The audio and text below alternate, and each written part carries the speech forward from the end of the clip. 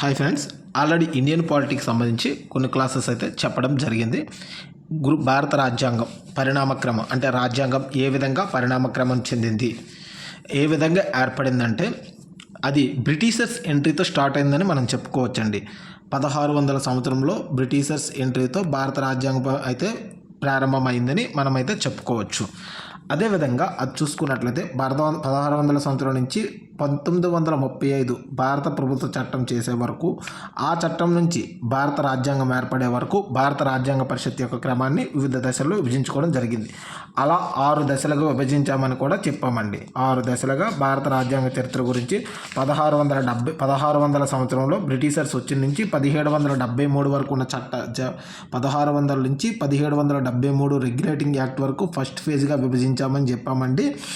అదే 1773 నుంచి 1858 అంటే ఏదైతే సైనిక తిరుగుబాటు జరిగిందో దాని వరకు వచ్చినటువంటి 1858 దాని వరకు సెకండ్ ఫేజ్ గాను 1858 టు 1909 మింటో మార్లే సంస్కరణలు అంటారు కదండి, అంతవరకు వచ్చిన థర్డ్ ఫేజ్ గాను 1909 టు 1935 భారత ప్రభుత్వ చట్టం వరకు ఫోర్త్ ఫేజ్ గాను, తర్వాత 1935 టు 1946 అంటే స్వాతంత్రం వచ్చే వరకు అండి, 1947 టు 1950 అంటే భారత రాజ్యాంగం ఏర్పడే వరకు ఈ 6 దశలుగా విభజించామండి. ఈ 6 దశల్లో ఆల్రెడీ మనం 1935 వరకు ఫినిష్ చేసాము. 6 దశల్లో అంటే 6 దశల్లో ఫినిష్ చేసాం. ఈ 1935లో ఏం జరిగింది, 1937లో ఏం జరిగిందో కూడా చెప్పుకున్నాం ఆల్రెడీ. ఏవైతే 1773 నుంచి 1935 వరకు ఉన్నటువంటి చట్టాల గురించి ఆల్రెడీ చెప్పుకోవడం జరిగిందండి. ఆ చట్టాల్లో బ్రిటిష్ ప్రభుత్వం భారత చట్టాల గురించి ఏ విధంగా చేసింది, తర్వాత 1935 తర్వాత వచ్చినటువంటి 1940 ఆగస్టు ప్రతిపాదనల గురించి చెప్పుకోవడం జరిగిందండి. 1940లో వచ్చినటువంటి ఆగస్టు ప్రతిపాదనల గురించి చెప్పుకోవడం జరిగింది. అదేవిధంగా 1942లో వచ్చినటువంటి క్రిప్స్ ప్రతిపాదనల గురించి కూడా చెప్పుకోవడం జరిగింది. 1942లో వచ్చిన క్రిప్స్ ప్రతిపాదనలు, తరువాత 1945 క్రిప్స్ ప్రతిపాదనలు అండి. 1942 క్రిప్స్ ప్రతిపాదనల గురించి, 1945 లార్డ్ వెవెల్ ప్రణాళిక అని చెప్పేసి వెవెల్ ప్రణాళిక గురించి చెప్పుకోవడం జరిగింది. అదే సంవత్సరంలో సిమ్లా సమావేశం జరగడంతో సిమ్లా సమావేశం గురించి కూడా చెప్పడం జరిగింది. సిమ్లా సమావేశము ఎందుకంటే 1944లో సిఆర్ చక్రవర్తుల రాజగోపాలాచారి ఫార్ములా అని చెప్పేసి, ఎందుకంటే రెండు పార్టీల మధ్య ముస్లిం లీగ్ మరియు భారత జాతీయ కాంగ్రెస్ మధ్య ఒక ఐక్యత తేవాలని చెప్పి సిఆర్ ఫార్ములా ఇవ్వడం జరిగిందండి. తర్వాత 1946 క్యాబినెట్ మిషన్ ప్లాన్ ఏర్పడడంతో దీంతో భారత రాజ్యాంగంలో ఒక తుది మెట్టుకు వచ్చిందని చెప్పుకోవచ్చండి. భారత రాజ్యాంగంలో అలా ఏమంటే భారత రాజ్యాంగ పరిషత్ ఏర్పడడానికి అంతకుముందు 1940లో అంగీకారం తెలిపారండి సూచనాప్రాయంగా. 42లో క్రిప్స్ యొక్క సమక్షంలో అయితే 1942లో క్రిప్స్ సమక్షంలో అయితే భారత రాజ్యాంగ పరిషత్ ఏర్పాటు చేస్తామని చెప్పారు. 46లో క్యాబినెట్ మిషన్ ప్లాన్ ఏర్పాటు చేశారండి. క్యాబినెట్ మిషన్ ప్లాన్ అని ఏర్పాటు చేయడం జరిగిందండి. ఈ క్యాబినెట్ మిషన్ ప్లాన్ ప్రకారం అయితే భారత రాజ్యాంగ పరిషత్ని ఏర్పాటు చేయడం జరిగింది. అక్కడి నుంచి రాజ్యాంగ రచన జరిగింది. అందుకనే 1600 సంవత్సరం నుంచి 1951 వరకు ఉన్న కాలాన్ని 6 దశలుగా విభజించడం జరిగింది. ఎవరు విభజించారు, ఈ కాలాన్ని ఎవరు విభజించారని మనం చూసుకున్నట్లయితే బీసీ రావత్ గారు ఈ కాలాన్ని ఎవరు విభజించారంటే 6 దశలుగా బీసీ రావత్ అనే చరిత్రకారుడు విభజించడం జరిగింది. బీసీ రావత్ అయితే భారత రాజ్యాంగం ఏర్పడడానికి ఆ విధంగా 1946లో రాజ్యాంగ పరిషత్ ఏర్పడడం జరిగిందండి. ఈ రాజ్యాంగ పరిషత్ ఎలాంటి పరిస్థితుల్లో ఏర్పడిందంటే దేశం చాలా క్లిష్ట పరిస్థితుల్లో ఉన్న దశల్లో ఏర్పడిందని చెప్పుకోవచ్చండి. చాలా క్లిష్ట పరిస్థితుల్లో ఉన్నప్పుడు ఏర్పడిందని చెప్పవచ్చు. భారతదేశంలో ప్రజాస్వామ్య భవితవ్యం ఒక పరీక్షకు గురైన సందర్భంలో రాజ్యాంగ సభ సభ్యులు వాటి సవాళ్లను సమస్యలను దృష్టిలో ఉంచుకొని దేశానికి ఒక మంచి భవిష్యత్తు ఏర్పడడానికి ఒక రాజ్యాంగాన్ని రూపొందాల్సిన పరిస్థితి ఏర్పడిందండి. అప్పటే వలస పరిపాలన నుంచి విముక్తి పొందినటువంటి మన దేశానికి మరియు దేశ ప్రజలకు కావలసినటువంటి జాతీయ పునర్నిర్మాణము, సాంఘిక రాజకీయ పరివర్తన లక్ష్యాల సాధనకి ఒక విధాన పత్రాన్ని రూపొందించడానికి కృషి చేసిన ఫలితమే భారత రాజ్యాంగం అండి. భారత రాజ్యాంగం ఏంటంటే దేశము మరియు ప్రజల యొక్క అభ్యున్నతికి రూపొందించినటువంటి ఒక విధాన పత్రమే భారత రాజ్యాంగం అని చెప్పొచ్చండి. భారత రాజ్యాంగాన్ని రూపొందించడం కొంచెం క్లిష్టతరమైన పరిస్థితిగానే చెప్పుకోవాలి. ఎందుకంటే ఎందుకంటే అప్పటికే మన దేశము విభిన్న సంస్కృతులకు, విభిన్న భాషలకు, విభిన్న దేశ కాలమాన పరిస్థితులకు నిలయంగా ఉంది. దానివల్ల వాటి అన్నింటినీ దృష్టిలో పెట్టుకొని అటువంటి క్లిష్ట పరిస్థితుల్లో భారత జాతికి ఒక రాజ్యాంగాన్ని రూపొందించవలసిన ఆవశ్యకత రాజ్యాంగ పరిషత్ మీద ఏర్పడాల్సి వచ్చిందండి.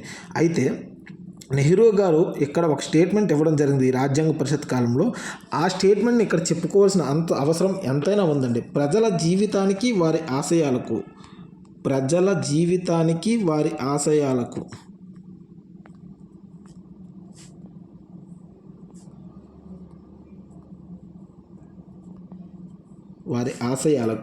అనుగుణంగా లేని రాజ్యాంగం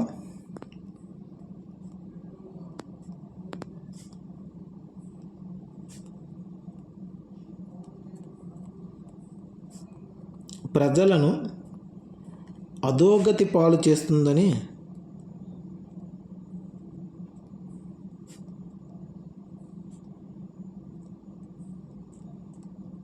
ఎవరు పేర్కొన్నారండి? నెహ్రూ గారు పేర్కొన్నారండి. ప్రజల జీవితానికి వారి ఆశయాలకు అనుగుణంగా లేని రాజ్యాంగం ప్రజలను అధోగతి పాలు చేస్తుందని నెహ్రూ గారు పేర్కోవడం జరిగింది. ఇలా ఏంటంటే వాళ్ళ యొక్క ఆశయాలకు, దేశం యొక్క రక్షణకు, స్వాతంత్రాలకు ఆలంబనగా నిలబడే విధంగా రాజ్యాంగాన్ని రూపొందించవలసిన అవసరం ఉందని, అదేవిధంగా ప్రాథమిక హక్కులను ప్రసాదిస్తూ రాజ్యాంగాన్ని సంవిధానంగా రూపొందించినటువంటి రాజ్యాంగ సభ కృషి చేయడం జరిగింది. తద్వారా ఒక ఉన్నతమైన రాజ్యాంగాన్ని ఏర్పాటు చేశారని చెప్పుకోవచ్చండి.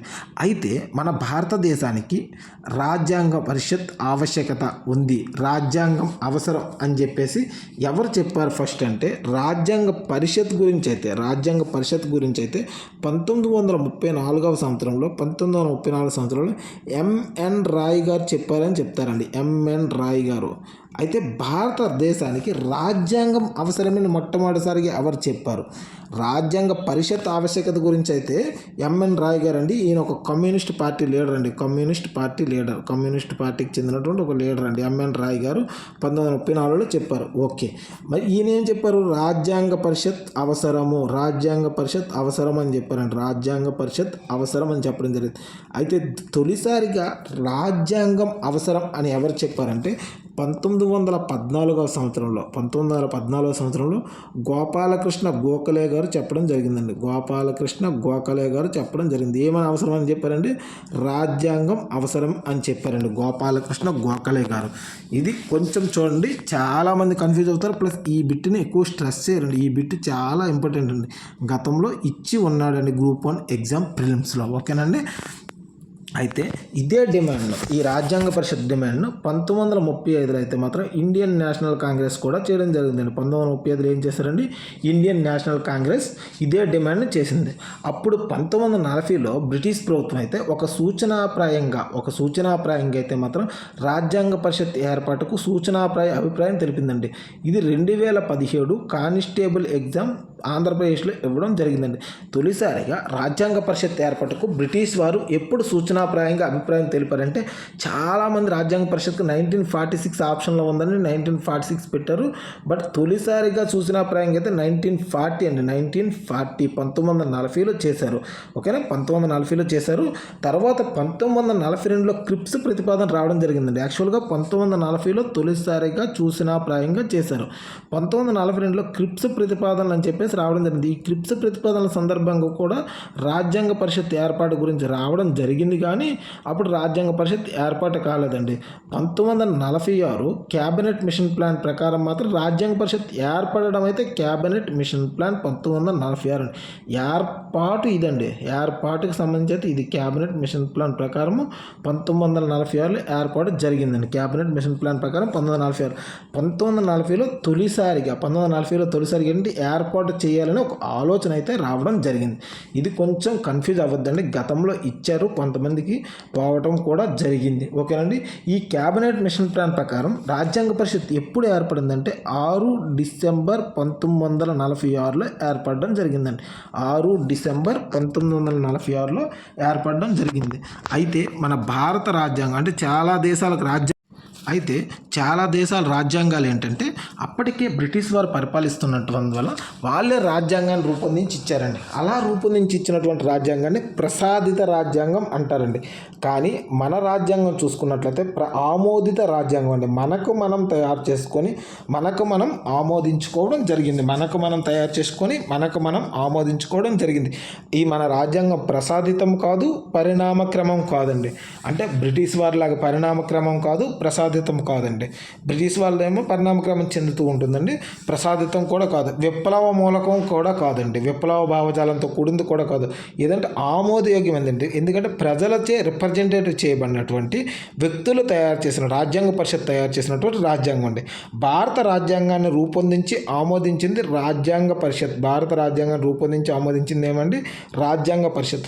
రాజ్యాంగ పరిషత్ అనే భావనను మొదటిగా వ్యక్తీకరించింది ఎవరు? ఎంఎన్ రాయ్ గారు అండి, 1934. ఈయన ఒక కమ్యూనిస్ట్ లీడర్. ఓకేనండి. రాజ్యాంగ పరిషత్తును మొట్టమొదట ప్రతిపాదించిన పార్టీ అయితే స్వరాజ్ పార్టీ అండి.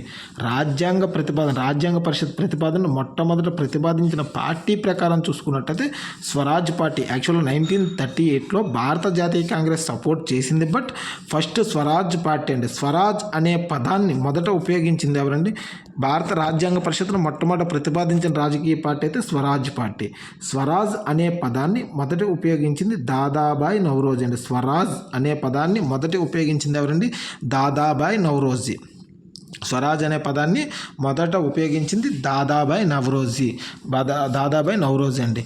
అయితే భారత స్వాతంత్రాన్ని అనుసరించి పరిపాలన చేయుటకు మన దేశానికి స్వంత రాజ్యాంగం అవసరమని ఆల్రెడీ చెప్పానని ఇండియన్ నేషనల్ కాంగ్రెస్ అయితే 1938లో తీర్మానించింది. యాక్చువల్గా రాజ్యాంగం అవసరమని మొదటిసారిగా చెప్పింది ఎవరని చెప్పాం? గోపాలకృష్ణ గోఖలే గారు 1914లోనే చెప్పారండి. గోఖలే గారు చెప్పడం జరిగిందండి. రాజ్యాంగం అవసరమని తొలిసారిగా చెప్పారండి. 1922లో మహాత్మా గాంధీ యంగ్ ఇండియా పత్రికలో వ్యాసం రాస్తూ భారత్కు స్వాతంత్రం అనేది భిక్ష కాదని, భారత ప్రజలు రాజకీయ భిక్షాటకులు కాదని, ప్రజలు తమను తాము వ్యక్తీకరించుకొనుటకు గల స్వేచ్ఛ మాత్రమే అని పేర్కొన్నారు. ఆ స్వేచ్ఛను తెలిపే శాసనం ఉండాలి అని చెప్పారండి. ఆ శాసనమే రాజ్యాంగం అని ఇండైరెక్ట్గా చెప్పడం జరిగింది. రాజ్యాంగం ఉండాలి, శాసనం ఉండాలి అని గాంధీ గారు ఏ పత్రికలో పేర్కొన్నారంటే యంగ్ ఇండియా. ఎప్పుడు పేర్కొన్నారంటే 1924లో పండిట్ మోతీలాల్ నెహ్రూ నేతృత్వంలో జరిగిన రౌండ్ టేబుల్ సమావేశం భారత ప్రజలందరి ప్రయోజనాలను రక్షించుటకు ప్రజలందరి ప్రాతినిధ్యం కల్పించబడే ఒక కమిటీ ఏర్పాటు చేసి తద్వారా చట్టరూపకల్పన చేయాలని తీర్మానించారండి.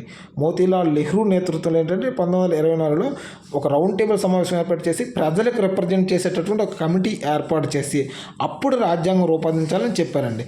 1925లో శ్రీమతి అనిబీసెంట్ గారు బ్రిటిష్ పార్లమెంట్లో కామన్వెల్త్ ఆఫ్ ఇండియా బిల్లును ప్రవేశపెడుతూ ఐర్లాండ్ ప్రజల మాదిరిగానే భారత ప్రజలకు శాశ్వత ప్రాతిపదికపై హక్కులు కల్పించాలని సూచించారండి. హక్కులు కల్పించాలని ఎవరు సూచించారండి? అనిబీసెంట్ గారు.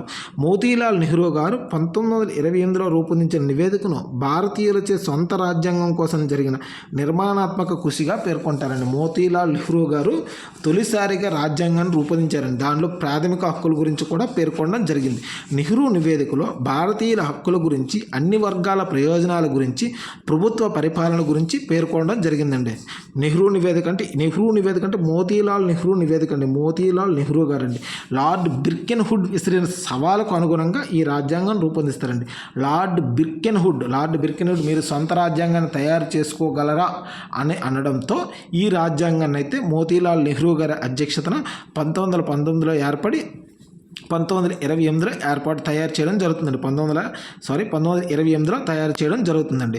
భారత రాజ్యాంగ ఏర్పాటులో భారత ప్రజల నుండి జరిపిన తొలి నిర్మాణాత్మక కృషినే నెహ్రూ రిపోర్ట్ అంటారు.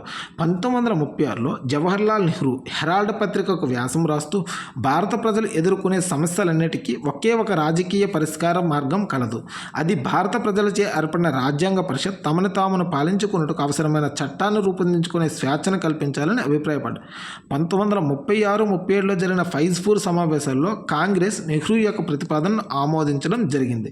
1936-37లో జరిగినటువంటి ఎక్కడ జరిగాయి గుర్తుపెట్టుకోండి. ఫైజ్పూర్ సమావేశాల్లో కాంగ్రెస్ నెహ్రూ యొక్క ప్రతిపాదనను ఆమోదించింది. 1938లో హరిపురా కాంగ్రెస్ సమావేశంలో నెహ్రూ అభిప్రాయాన్ని తీర్మానంగా ఆమోదించిందండి. 1938లో హరిపురా సమావేశానికి ఎవరండి? సుభాష్ చంద్రబోస్ గారు అధ్యక్షత వహిస్తారండి. సుభాష్ చంద్రబోస్ గారు భోగరాజ్ పట్టాభి సీతారామయ్య మీద ఈయన గెలవడం జరుగుతుంది. సుభాష్ చంద్రబోస్ గుర్తుపెట్టుకోండి.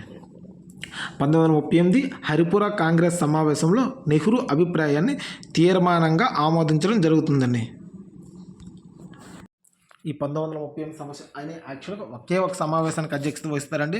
అదే హరిపురా సమావేశం. ఈ హరిపురా సమావేశంలో ఏం జరుగుతుందంటే భోగరాజు పట్టాభి సీతారామయ్య గారి అధ్యక్షత జరగాలని గాంధీ గారు తీర్మానించగా గాంధీ గారికి మరియు సుభాష్ చంద్రబోస్ గారికి పోటీ పట్టగా సుభాష్ చంద్రబోస్ గారు ఎన్నికవుతారండి. సుభాష్ చంద్రబోస్ ఈయన మరణం మీద ఎప్పటికీ కూడా ఇంకా క్లారిటీ లేదండి. ఏంటంటే మరణం లేని స్వాతంత్ర సమరయోధ నాయకుడు అని కూడా అంటుంటారు ఈయన్ని. ఓకేనండి.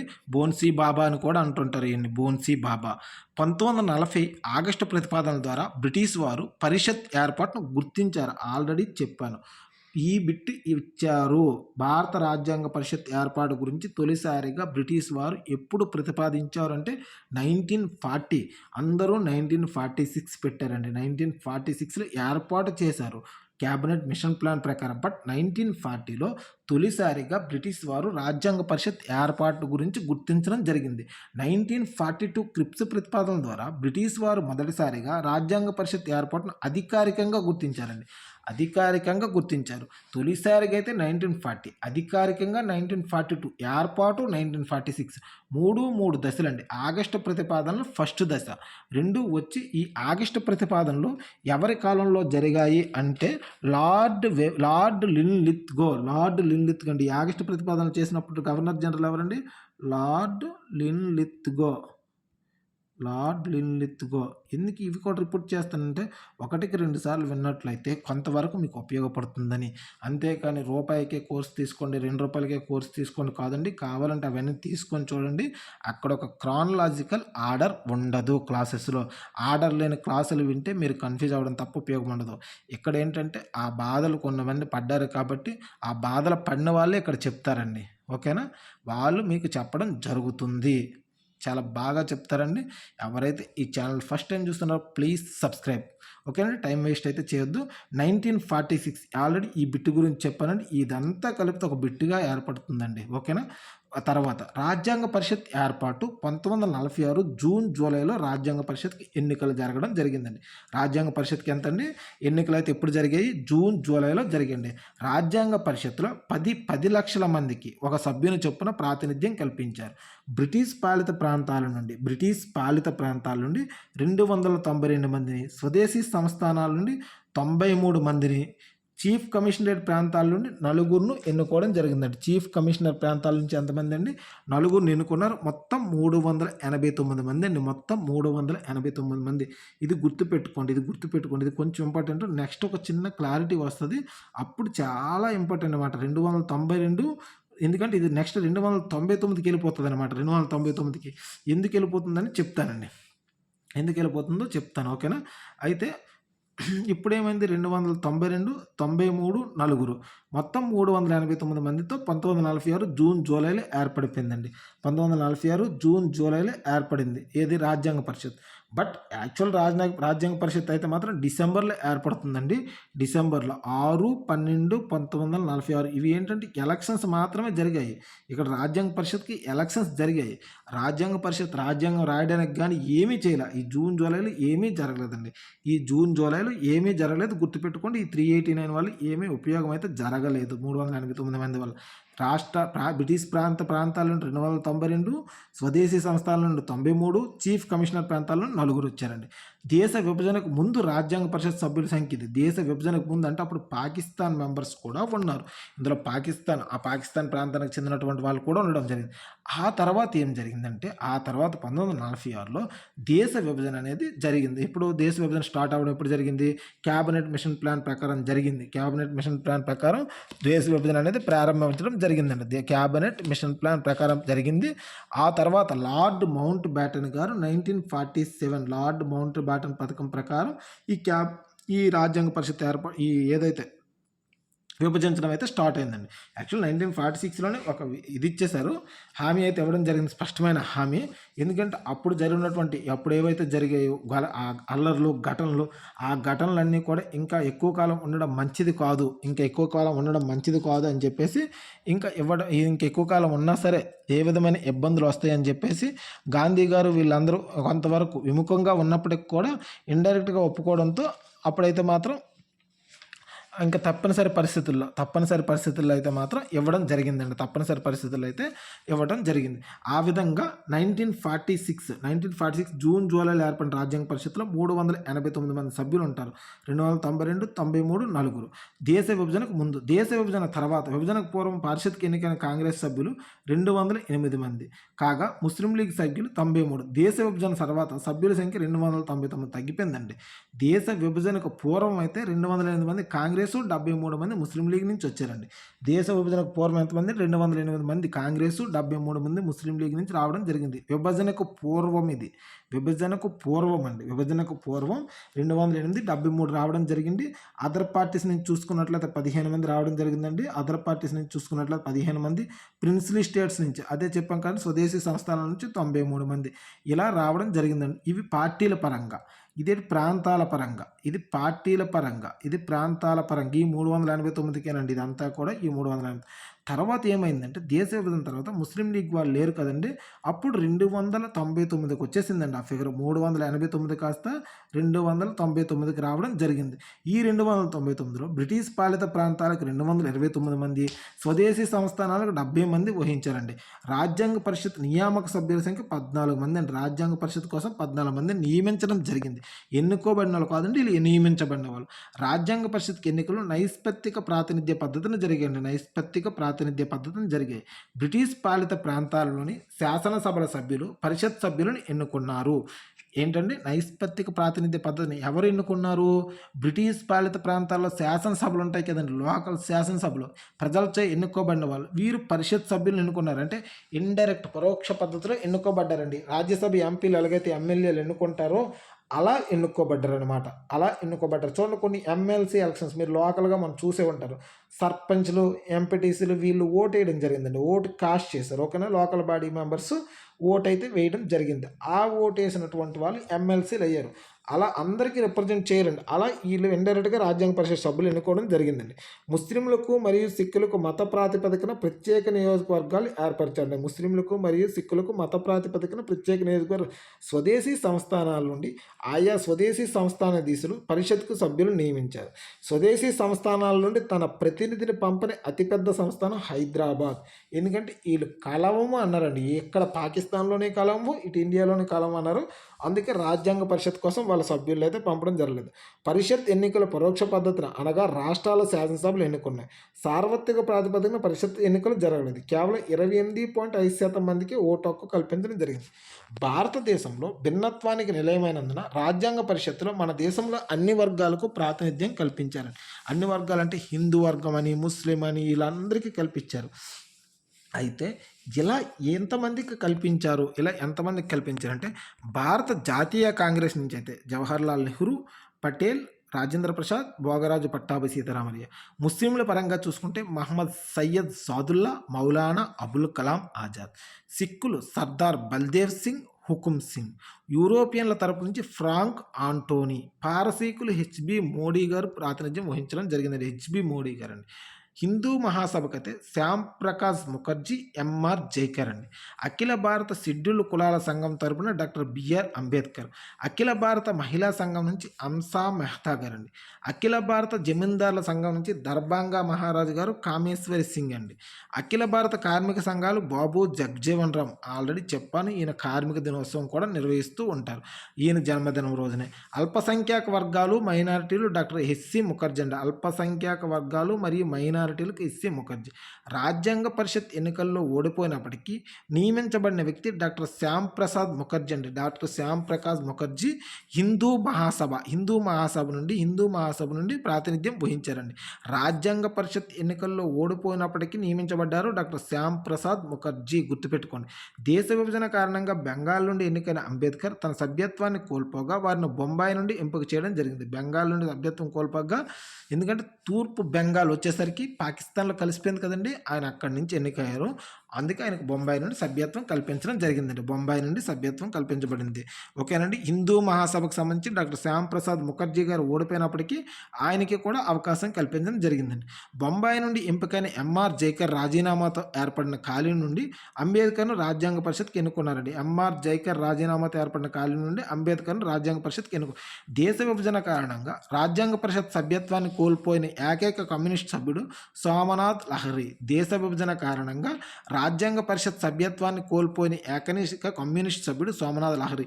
ఇవి చాలా ఇంపార్టెంట్ అండి. గతంలో ఇచ్చి ఉన్నాడు ఈ బిట్ అండి. కమ్యూనిస్ట్ సభ్యుడు సోమనాథ్ లహరి. దేశ విభజన కారణంగా రాజ్యాంగ పరిషత్, యాక్చువల్గా అంబేద్కర్ గారు కూడా కోల్పోయారు, కానీ ఆయనకి అవకాశం ఇవ్వడం జరిగింది. శ్యామ్ ప్రసాద్ ముఖర్జీ గారు ఓడిపోయారు, కానీ ఆయనకు అవకాశం ఇచ్చారు. ఈయన గెలిచాడు, బట్ ఆయన కోల్పోయాడు. ఆయన సోమనాథ్ లహరి గారు అండి. రాజ్యాంగ పరిషత్తులో ప్రాంతాల వారీగా కేటాయించిన స్థానాలు చూసుకున్నట్లయితే తొలిసారిగా అయితే 11 బ్రిటిష్ ప్రాంతాల నుంచి 292, 4 బ్రిటిష్ కేంద్రపాలిత రాష్ట్రాల నుంచి 4, అదే చీఫ్ కమిషనర్ ప్రాంతాలు అంటారు కదండి అవి. స్వదేశీ సంస్థానాలు 93. పార్టీల పరంగా చూసుకున్నట్లయితే భారత జాతీయ కాంగ్రెస్ 202, ముస్లిం లీగ్ 73, స్వతంత్రులు 7, మహమ్మదీయులు 3, క్రిస్టియన్లు 2, కృషిక్ ప్రజా ముస్లింలు 1, ఇలా మిగతా వాళ్ళందరూ ఆంగ్లో ఇండియన్లు, కమ్యూనిస్టులు, ఇలా 292 మంది అండి. ఇలా 292 మంది అయితే ఏర్పాటు చేయడం జరిగింది. అయితే ఇలాంటి భారత జాతీయ కాంగ్రెస్ మొదటి సమావేశం ఎప్పుడు జరిగిందంటే డిసెంబర్ 9, 1946లో జరిగిందండి. మొదటి సమావేశం ఎప్పుడు జరిగిందండి? డిసెంబర్ 9, 1946లో జరిగింది. డిసెంబర్ 9, 1946లో జరిగింది మొదటి సమావేశం అండి. అది మొదటి సమావేశం. మరి ఈ మొదటి సమావేశానికి తాత్కాలిక అధ్యక్షుడిగా సచ్చిదానంద సిన్హా గారు నియమించబడ్డారండి. తాత్కాలిక అధ్యక్షుడిగా సచ్చిదానంద సిన్హా గారు నియమించబడ్డారు. మరి మొదటి సమావేశం అనంతరం డిసెంబర్ 11వ తేదీన బాబు రాజేంద్ర ప్రసాద్ని శాశ్వత అధ్యక్షుడిగా ఎన్నుకోవడం జరిగిందండి. బాబు రాజేంద్ర ప్రసాద్ గారిని శాశ్వత అధ్యక్షుడిగా ఎన్నుకోవడం జరిగింది. మొత్తం మొదటి సమావేశానికి, అంటే డిసెంబర్ 9 ఇక్కడ జరిగిన సమావేశానికి మొత్తం 211 మంది హాజరవ్వడం జరిగింది. 211 మంది అయితే హాజరయ్యారండి. ఈ సమావేశానికి 211 మంది అయితే హాజరవ్వడం జరిగిందండి. హాజరైతే ఈ సమావేశంలోనే బాబు రాజేంద్ర ప్రసాద్ గారిని అయితే శాశ్వత అధ్యక్షుడిగా ఎన్నుకోవడం జరిగింది. అయితే ఈ సమావేశాలు ఎప్పటి వరకు జరిగాయంటే 1950 జనవరి 24 వరకు జరిగాయండి. 1950 జనవరి 24 వరకు జరిగి ఇది మొదటి సమావేశం. ఈ జనవరి 24 జరిగినటువంటి చివరి సమావేశం. ఈ మొదటి సమావేశం, ఇది చివరి సమావేశం. మొత్తం ఎన్ని సమావేశాలు జరిగాయంటే 11 సమావేశాలు జరిగాయండి. డిసెంబర్ 11 బాబు రాజేంద్ర ప్రసాద్ ఎన్నుకున్నారు, అందుకే 11 సమావేశాలు జరిగాయి అన్నట్టు గుర్తుపెట్టుకోండి. డిసెంబర్ 11 బాబు రాజేంద్ర ప్రసాద్ ఎప్పుడు ఎన్నుకున్నారు? 1946 డిసెంబర్ 11 ఎన్నుకున్నారు కదండి. 1946 డిసెంబర్ 11 ఎన్నుకున్నారు కదా. ఈ 11 ఎన్నిక గుర్తుగా 11 సమావేశాలు జరిగాయని గుర్తుపెట్టుకోండి. ఊరికే గుర్తుపెట్టుకోవడానికి 165 డేస్ జరిగాయండి. 11 సమావేశాల్లో 165 రోజులు మీటింగ్ అయితే జరిగిందండి. 165 రోజులు. ఈ 11 సమావేశాల కాలంలో అంటే 1946 డిసెంబర్ 6 నుంచి 1946 డిసెంబర్ 9 నుంచి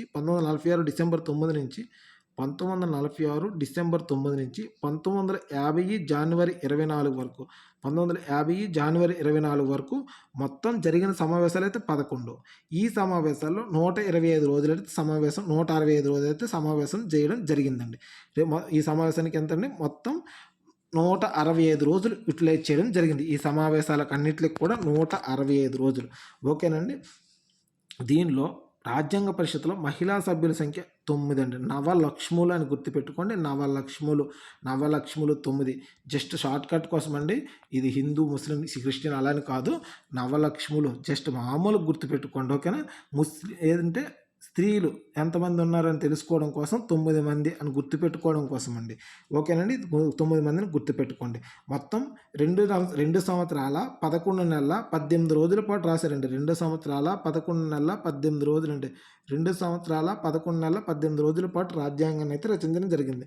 మొత్తం 60 రాజ్యాంగాలను సంప్రదించి 64 లక్షల రూపాయలు ఖర్చు చేసి ఈ రాజ్యాంగాన్ని అయితే రూపొందించడం జరిగిందండి.